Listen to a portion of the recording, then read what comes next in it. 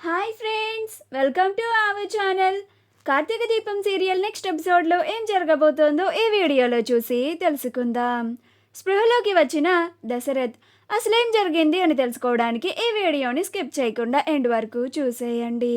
సుమిత్ర తిండి తిప్పలు మానేసి దశరథ్ ఎప్పుడెప్పుడు కళ్ళు తెరుస్తాడా, ఎప్పుడెప్పుడు వెళ్ళి తన భర్తతో మాట్లాడదామా అని ఏడుస్తూ కూర్చుంటుంది.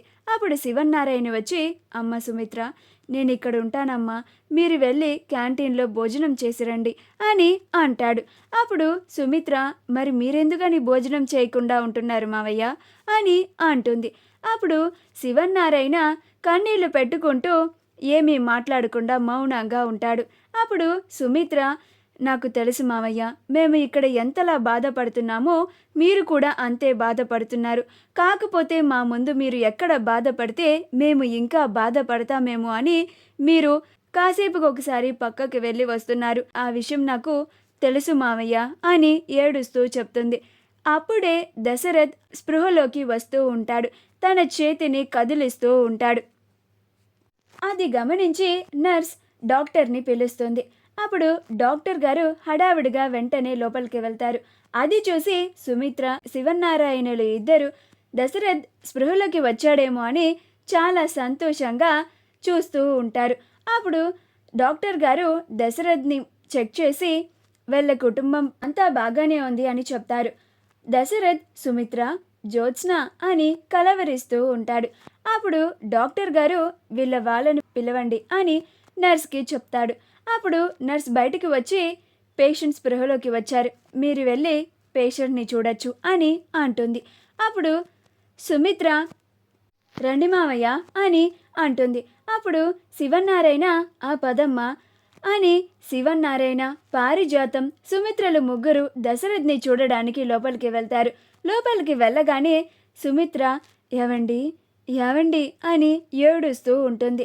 శివన్నారాయణ కూడా, దశరథా, రే నాన్న దశరథా అని అంటూ ఉంటాడు. అప్పుడు దశరథ్, సుమిత్ర, ఏడవకు సుమిత్ర, ఇప్పుడు నేను బాగానే ఉన్నాను అని అంటాడు. అలానే నాన్న అని అంటాడు.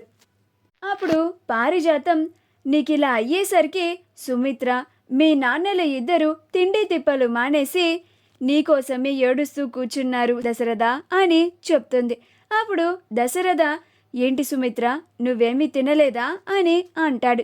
అప్పుడు సుమిత్ర, మీరు ఇలాంటి పరిస్థితుల్లో ఉంటే నాకు ఎలా తినాలనిపిస్తుందండి అని అంటుంది. ఏంటి నాన్న, మీరు కూడా ఈ వయసులో మీరు ఏమీ తినకుండా ఇలా బాధపడుతూ కూర్చుంటే మీ ఆరోగ్యానికి ప్రమాదం కదా. ఏంటి సుమిత్ర ఇది, నువ్వు కూడా మా నాన్న ఆరోగ్యం గురించి పట్టించుకోకుండా వదిలేశావు అని అంటాడు.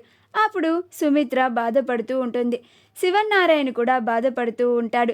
నా ఆరోగ్యం గురించి పక్కన పెడదాం లేరా దశరథ, నువ్వు క్షేమంగా ప్రాణాలతో మాకు దక్కావు, అదే మాకు 10,000 అని అంటూ ఉంటాడు. అప్పుడు దశరథ, ఏంటి నాన్న మీరు కూడా అలా మాట్లాడుతున్నారు, నాకేమవుతుంది అని అంటాడు. అప్పుడు సుమిత్ర, పెద్ద గండం గట్టెక్కిందండి, మీరు ఇలా హాస్పిటల్లో ఏమీ మాట్లాడకుండా ఇలా మంచం మీద పడుకొని ఉంటే, ఉలుకు పలుకు లేకుండా ఉంటే మా ప్రాణాలు ఎలా గిలగిల కొట్టుకున్నాయో మాకే తెలుసండి అని అంటూ ఉంటుంది. అప్పుడు దశరథ, ఇప్పుడైనా వెళ్ళి ఏదన్నా తిను సుమిత్ర, నాన్న మీరు కూడా వెళ్ళండి అని అంటాడు.